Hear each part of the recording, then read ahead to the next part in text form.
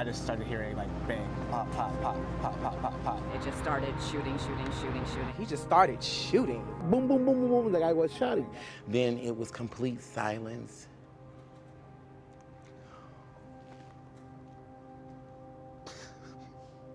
Complete silence.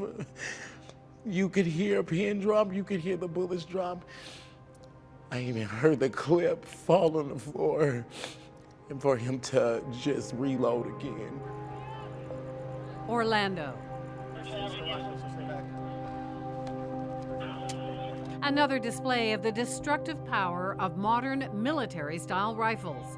Oh my God, people are getting shot. With no waiting period, it took the shooter less time to purchase his than it took using it to end 49 lives. I've had enough of the ongoing slaughter of innocents. We just saw a huge filibuster in Congress over some very tepid gun control. This is an inflection point because ordinarily Congress cannot even bring itself to debate these measures. Nothing, absolutely nothing week after week. Think about that. Sandy Hook was 4 years ago. The most pivotal gun control moment this week may not be in Congress, but in this Connecticut courtroom, where a lawsuit brought by families victimized by violence against a U.S. gun manufacturer is defying the odds. The lawsuit arises directly out of the massacre of many school children and their teachers at Sandy Hook Elementary School in Newtown, Connecticut. We heard like shots and everybody went on the ground and Miss Martin just closed the door and we went to the corner. Even by American, U.S. standards, that was a stunning turn of events. You really have the most defenseless members of our community being mowed down with a rifle that is designed to make killing them as efficient and easy as possible.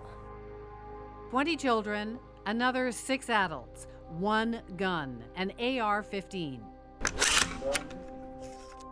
He didn't choose another weapon. He didn't choose another style of gun. He chose the AR-15, and the manufacturers need to be held responsible for that. Powerful, accurate, long range, lots of bullets.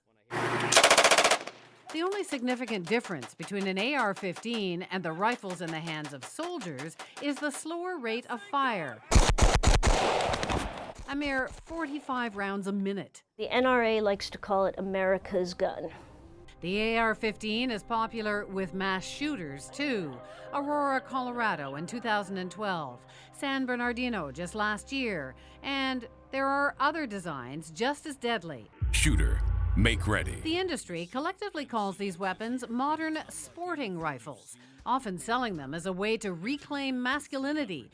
But when it comes to liability for how its weapons are used, the gun industry is almost bulletproof, thanks to a law Congress passed in 2005. This is a modest bill to help prevent the gun industry from a tidal wave of baseless lawsuits. The Sandy Hook plaintiffs have a carefully crafted argument.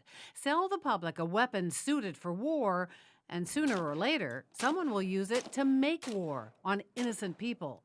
It's the theory of negligent entrustment, that's a technical term, which just means carelessly putting a dangerous instrument into the hands of someone who is likely to use it dangerously. But the gun maker is a lawful business with powerful arguments on its side.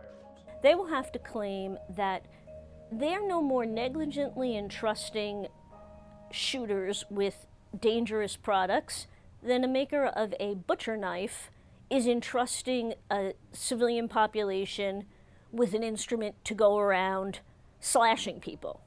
In order to come back against that argument, the plaintiff will seek internal memos. That peek behind the curtain, raising the possibility of a tobacco lawsuit moment for the U.S. gun industry. If they discover the sort of documents that were discovered in the course of litigation against cigarette manufacturers, eventually there will be a set of plaintiffs who will use those documents to suggest that gun manufacturers are creating an enormous public health risk. This week's hearing is the final threshold before the lawsuit goes to trial. And even if it survives, it's still a long shot suit for the plaintiffs. But with no end to heavily armed killers taking so much from so many, new victims may reload legal weaponry of their own and try again.